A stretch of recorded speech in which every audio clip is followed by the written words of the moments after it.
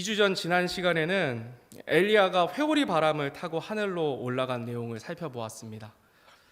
엘리야 대언자는 일평생 죽음을 각오하고 하나님의 말씀을 대언하는 사람으로 맡은 바 모든 사역을 감당하고 하나님께서 부르셔서 죽음을 보지 않고 하나님과 하시는 저 하늘로 올라갔습니다. 하늘로 오르기 전에 엘리야는 끝까지 따라오는 자신의 후계자 엘리사에게 구할 것을 구하라 이야기했고, 엘리사는 자신의 영의 2배의 몫을 구했습니다. 2배의 능력을 구한 것입니다. 이것을 구했던 것은 엘리사의 사사로운 욕심이 아니었고, 하나님께서 맡기신 바알 숭배로 완악한 이스라엘 왕국에서 하나님의 사역을 잘 감당하기 위해 2배의 능력을 구했다고 말씀드렸습니다. 이제 오늘부터 엘리사 대언자의 사역이 본격적으로 시작이 됩니다. 앞으로 펼쳐질 사건은 정말로 엘리야보다 더욱 강한 능력으로 하나님의 일들을 감당하는 모습을 보게 됩니다. 본문에 들어가기 전에 엘리사의 이름의 의미를 살펴보겠습니다. 지난 수요일에 담임 목사님께서도 알려주셨는데요. 엘리사의 이름의 의미는 같이 한번 읽어보겠습니다. 시작. 나의 하나님은 구원이시다입니다. 그리고 스승인 엘리야의 이름이 무엇인지 혹시 기억나시는 성도님들 계십니까? 엘리야의 이름의 의미는 나의 하나님은 여호와이시다 였습니다. 하나님의 하나님 되심을 선포하는 의미를 가진 이름이었고, 그 이름대로 엘리야 대언자는 악한 북이스라엘 땅의 이방 민족의 하나님의 하나님 되심을 인생을 통해 선포했습니다. 이제 엘리야의 뒤를 이은 엘리사는 자신의 이름대로 하나님께서 구원이시라는 진리를 그의 인생을 통해 계속 선포하게 됩니다. 혹시 여러분들의 이름의 뜻은 무엇인가요? 저의 이름은 다스릴 정자와 백성민을 써서 백성을 다스리는 사람이라는 의미를 가졌습니다. 제가 대통령 선거에 출마를 해야 할 것 같은데요. 아니요. 저 그럴 수가 없습니다. 네. 성경에 보면 정말 좋은 의미를 가진 이름들이 많이 있습니다. 그런데 그 이름처럼 사는 사람이 있는가 하면 그렇지 못한 사람들도 많이 있습니다. 오늘부터 살펴본 엘리사는 정말 이름값 하는 인생을 살았습니다. 자신의 이름의 의미처럼 하나님의 구원을 나타내는 인생을 그의 삶 동안에 완전히 보여주며 살았습니다. 이제부터 본문으로 들어가면요, 오늘 말씀은 엘리야 대언자가 회오리 바람을 타고 올라가고 엘리사가 그의 뒤를 이어 대언자가 되고 바로 이어지는 내용에 3가지 부류의 사람들이 나오는 사건이 기록되어 있습니다. 이 3가지 부류의 사람들은 엘리야 대언자가 올라가고 나서 각각 다른 믿음들을 보여주고 있습니다. 그의 반응과 믿음을 통해서 하나님께서 우리에게 원하시고 바라시는 것이 무엇인지 살펴보도록 하겠습니다. 그 첫 번째 사람들은 엘리야의 제자들입니다. 엘리야가 회오리 바람을 타고 올라갈 때 멀찍이서 50명의 제자들이 그 모습을 전부 지켜보고 있었습니다. 엘리사가 엘리야가 했던 것과 같이 겉옷으로 강물을 치자 강이 여러 갈래로 갈라졌고, 그것을 본 제자들이 엎드려 절하면서 엘리사에게 하나님의 영이 임했다는 사실을 고백합니다. 완벽한 위임식이었다라고 말씀드렸는데요. 그리고 그 뒤에 제자들은 이렇게 이야기합니다. 16절 말씀입니다.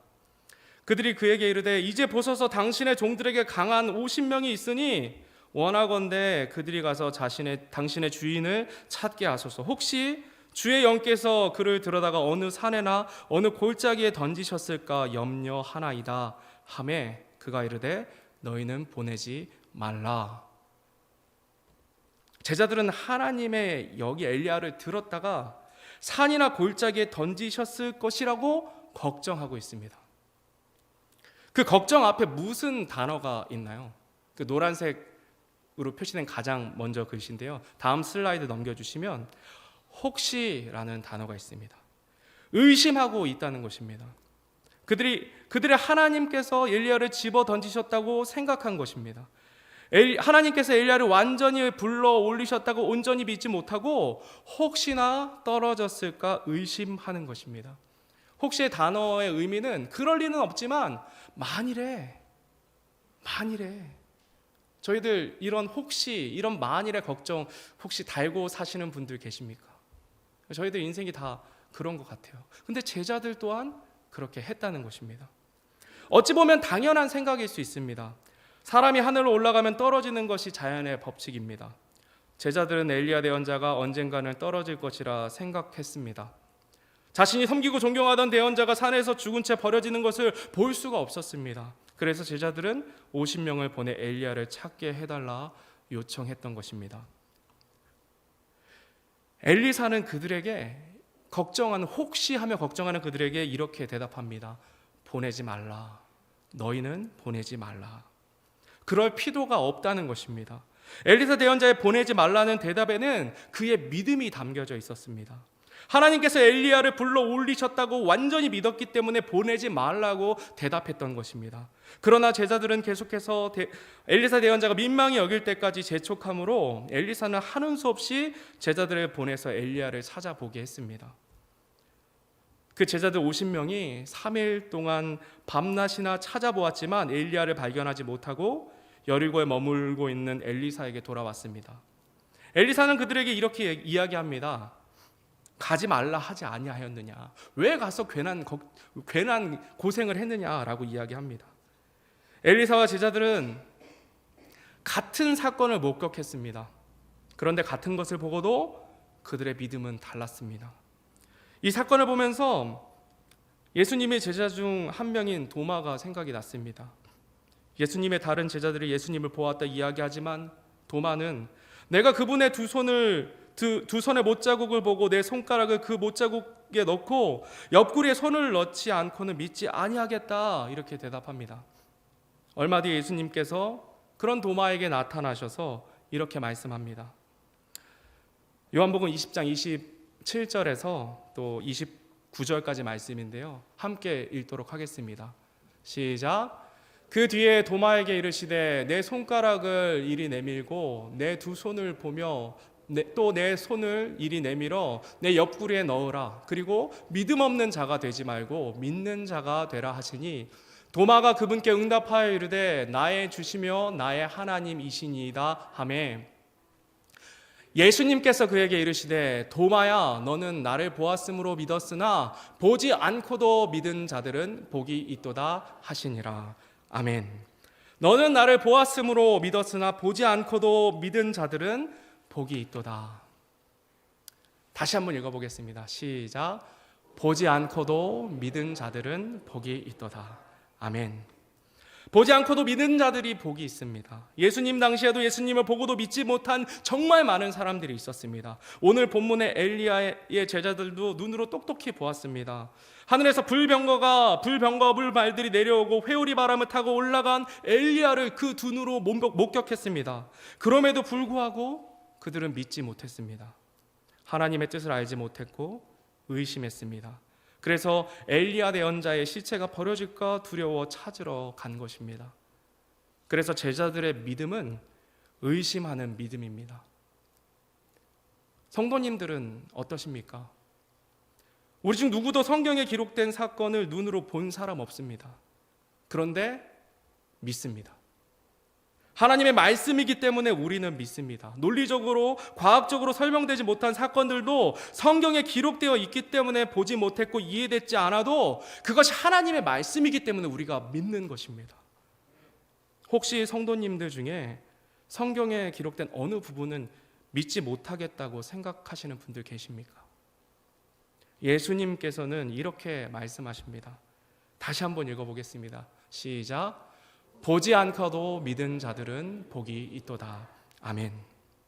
성경에 기록된 모든 사건은 진리이며 역사적인 사실임을 저는 믿습니다. 제자들을 의심했을 때의 결과가 무엇입니까? 3일 동안 죽어라 고생했습니다. 믿으면 복을 얻는데 의심하면 고생하는 것입니다. 믿으면 평안합니다. 그러나 의심하면 걱정과 두려움이 몰려옵니다. 의심하면 몸도 마음도 고생하게 되어 있습니다. 하나님께서는 우리가 의심 없이 하나님의 말씀을 있는 그대로 믿기를 원하십니다. 두 번째 사람들입니다. 두 번째 사람들은 여리고에 사는 백성들인데요. 그들의 믿음은 보지 않고도 믿는 믿음을 가진 사람들이었습니다. 본문 19절 말씀인데요. 같이 한번 읽어보겠습니다. 시작.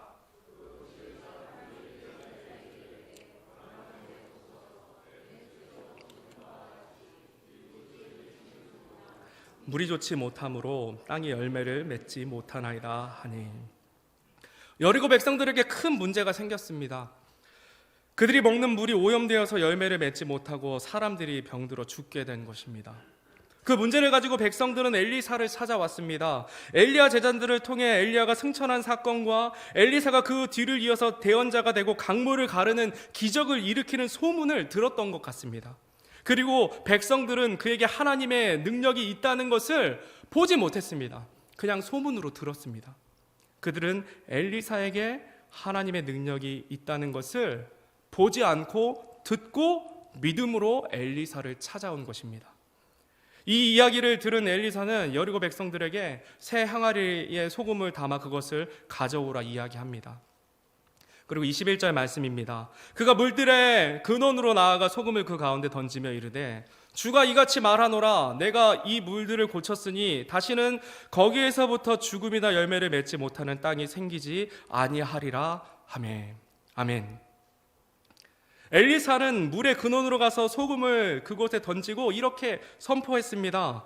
하나님께서 이 물들을 고쳤으니 물 때문에 죽거나 열매 맺지 못하는 일이 생기지 않을 것이다 선포합니다. 엘리사도 믿음으로 선포한 것입니다. 던지고 나서는 먹지 않았어요. 그냥 믿음으로 선포한 겁니다. 그리고 그 선포대로 물이 고쳐졌습니다. 엘리사도 들어올 수 있어요. 저기 하나님 말씀대로 소금을 던졌지만 사람들이 가서 그걸 먹고 죽으면 어떻게 합니까? 근데 하나님의 말씀을 엘리사도 그대로 믿은 거고 그 여리고 백성들도 그대로 하나님의 말씀을 믿었습니다. 여리고 사는 백성들의 그 믿음은, 그리고 엘리사의 믿음은 보지 않고도 믿는 믿음입니다. 예수님께서 약속하신 복이 있는 믿음입니다. 그들은 보지 않고도 믿음으로 엘리사 대언자에게 나아가 간구했을 때 오염된 물이 고쳐지는 기적을 경험하게 되었습니다. 제자들은 의심해서 고생했고 여리고 백성들은 보지 않고 믿음으로 복을 얻게 되었습니다. 마지막 세 번째 사람들입니다. 베델에 사는 백성들입니다. 그들의 믿음은 없었습니다. 믿지 않을 뿐더러 하나님이 세우신 사람을 조롱했습니다. 엘리사는 스승인 엘리야와 왔던 길을 되돌아가서 베델로 갔습니다. 지난주에 살펴본 것처럼 베델에는 엘리야의 제자들의 대언자 학교가 있었던 곳인데요. 베델이라는 지명은 어떤 뜻을 가지고 있냐면 하나님의 집이라는 뜻을 가지고 있습니다.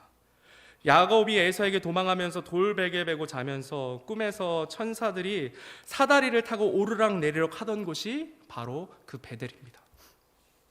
이 하나님의 집인 베델에 무슨 일이 있었습니까? 북이스라엘의 초대 왕이었던 여로보암이 백성들을 남유다에 빼앗길 것을 두려워해서 베델과 단에 금송아지를 만들어 두고는 하나님이라 부르게 했습니다. 열왕기상 12장 30절 31절 말씀인데요. 함께 읽겠습니다. 시작. 이 일이 죄가 되었으니 이는 백성이 금송아지들 중 하나 앞에서 경배하려고 단에까지 갔기 때문이더라. 그가 또 산당들의 집을 짓고 레위의 아들들이 아닌 자들 곧 백성 중에서 가장 천한 자들을 제사장으로 삼았으며. 그뿐만이 아니었습니다. 금송아지를 세운 것도 모자라 레위의 아들들이 아닌 백성 중에서 가장 천한 자들을 하나님의 제사장으로 삼았습니다. 이들은 하나님을 경외하는 자들이 아닌 우상 숭배하는 자들이었습니다.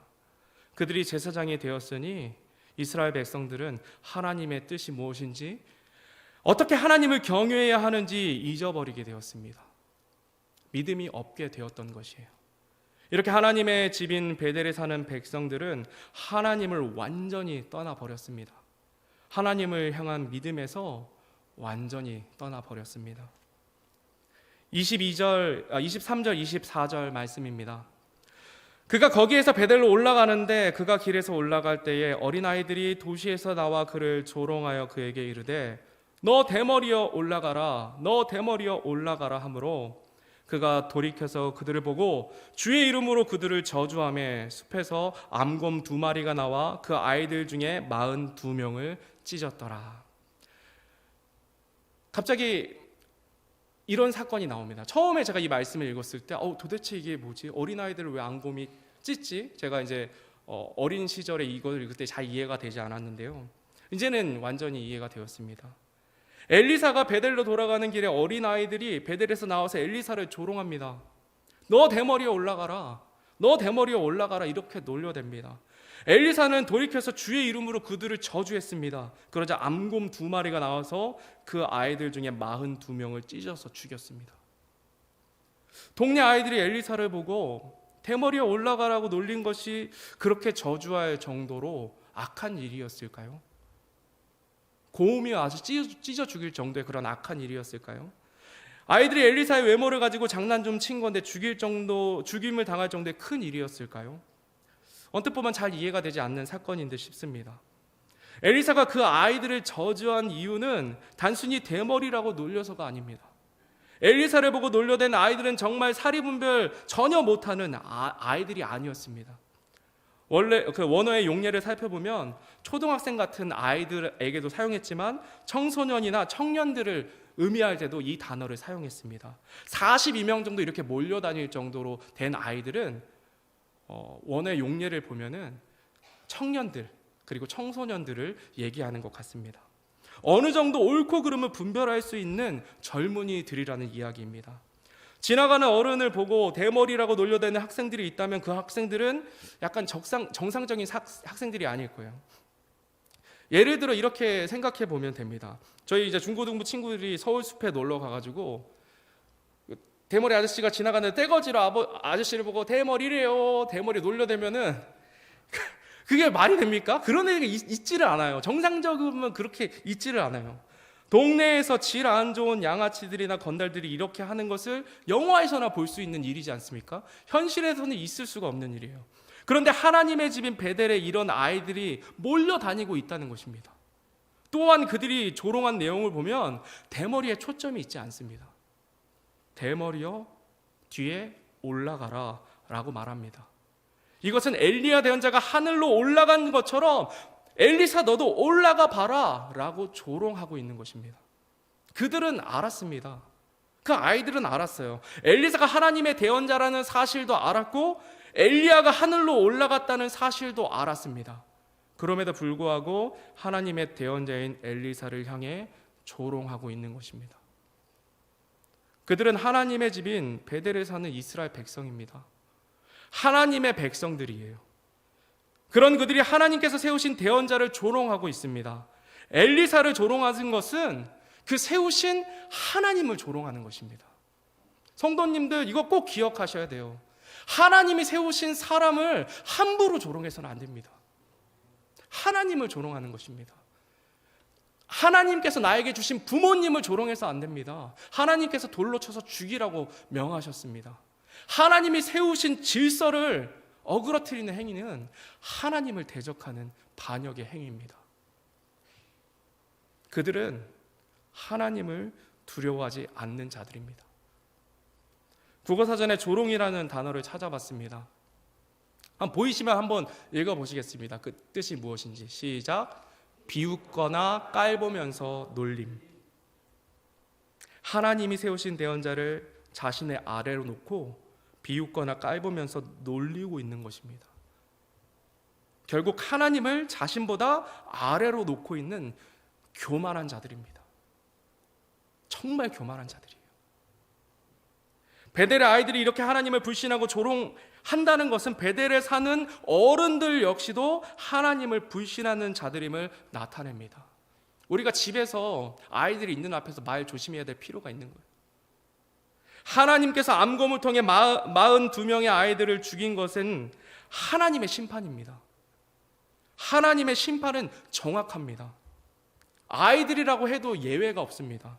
그 아이들뿐만이 아니라 베델에 사는 이스라엘 백성을 향한 심판이며 하나님의 경고인 것입니다. 죄가 무엇인지 인식할 수 없는 아이들이 회개하지 않고 예수님 믿지 않으면 어떻게 됩니까? 영원한 불호수에 갈 수밖에 없습니다. 하나님의 심판은 정확하고 공평합니다. 혹시 이 드라마를 보신 성도님들 계신지 모르겠습니다. 얼마 전에 촉법소년 문제를 다룬 소년 심판이라는 드라마인데요.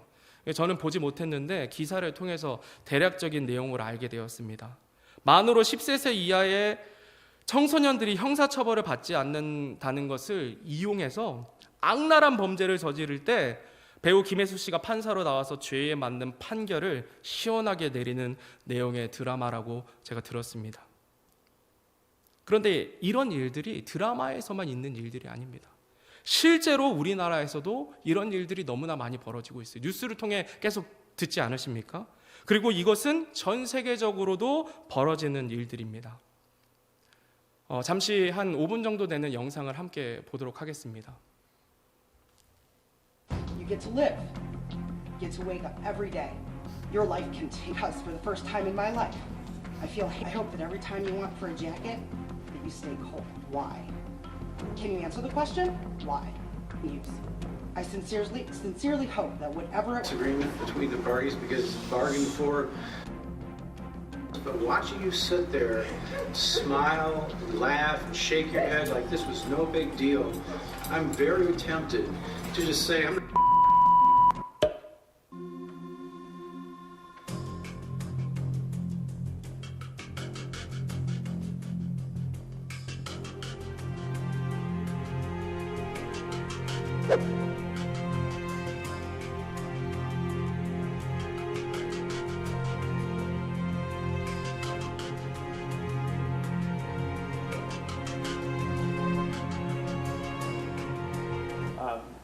What did you do with that gun in Mr. Jordan's police?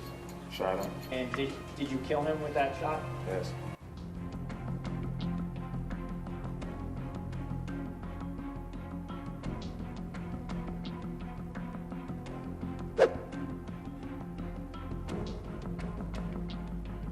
you get to live. You get to wake up every day. Your life continues. I sincerely hope that whatever it was you wanted so badly that you felt the need to murder my son was worth the next at least 52 years of your continued existence. You won't get the luxury of raising your child because you took mine away. So because for the first time I've lost my only child, my son, my baby, my friend. More than that, I've lost laughter and love. This year was supposed to be a year of celebration, of senior pictures with prom and graduation and parties. Instead, it was a nightmare. On the nights I managed to sleep, I wake up hearing my son scream for me, to then have to realize all over again, night after night, my son is dead, gone, taken. For what? Why? Can you answer the question? Why? Why you felt that what you wanted, you were entitled to.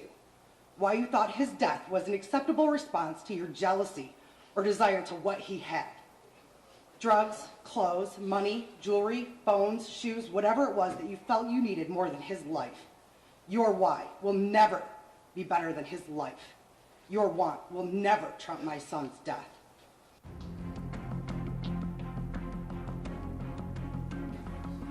And hope that every time you want for a bed, you have a sleepless night. I just want to tell y'all I'll be home soon, or I'll be Keon. I love my family. that's all you got to say. First and foremost, I want to apologize to my family. So I'd like to apologize to my family, especially my mother.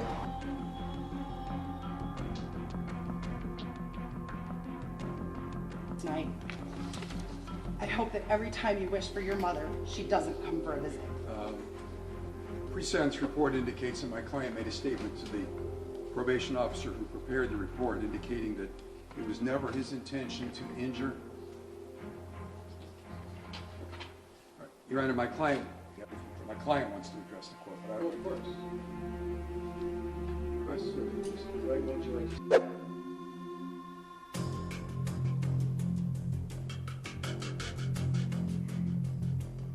You know, I have never in 23 years approximately ever not accepted a sentence agreement between the parties because it's bargained for, sentenced by the parties. But watching you sit there, smile, laugh, and shake your head like this was no big deal, I'm very tempted to just say, I'm not going to accept this sentence agreement. We'll go to trial, and if you're convicted of felony murder, you'll go to prison for the rest of your life. That means you'll die there. That's what I'm tempted to do. Mr. Bella, do you want me? things like that, and no one has even brought that up or said anything about it. I don't feel like he understands exactly what's 여기까지 going on 보겠습니다. because of his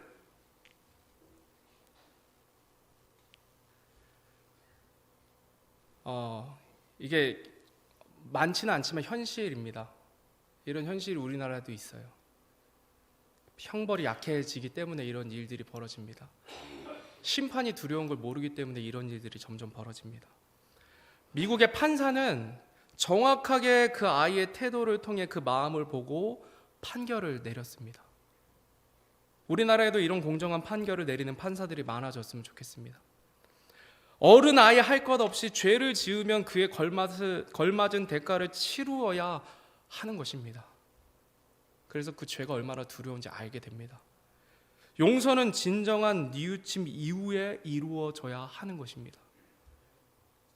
사람인 판사도 이렇게 공정한 판결을 내렸습니다. 하물며 하나님께서는 얼마나 더 완전하게 사람의 중심을 보시고 판결하시겠습니까? 하나님, 우리 마음의 중심을 보세요. 우리 마음에 어떤 마음이 있는지, 우리 마음에 하나님을 향한 그 마음이 없는지, 믿음이 없는지 하나님은 정확하게 보고 계십니다. 하나님의 심판은 완전합니다. 사람은 속일 수 있어도 하나님을 속일 수 없습니다. 하나님을 믿지도 않고 두려워하지도 않고 심지어 조롱했던 베델의 아이들의 결과는 비참한 죽음뿐이었습니다. 하나님께서 심판하셨습니다. 그들의 중심을 보시는 하나님께서 완전하게 심판하신 것입니다.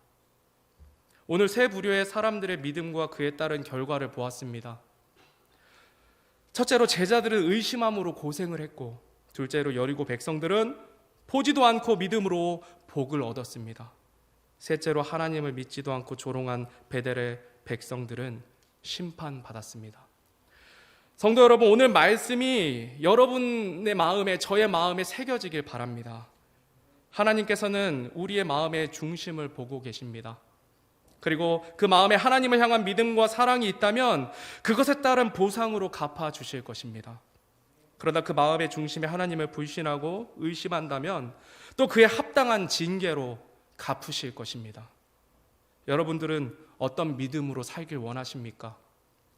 여리고의 백성들처럼 보지 않았어도 하나님을 온전히 믿음으로 주님께서 허락하신 평안과 기쁨의 복을 누리면서 이 악한 세상에서 승리하는 저와 여러분이 되기를 간절히 바랍니다. 다 같이 일어나셔서 오늘 말씀 생각하시면서 찬송가 340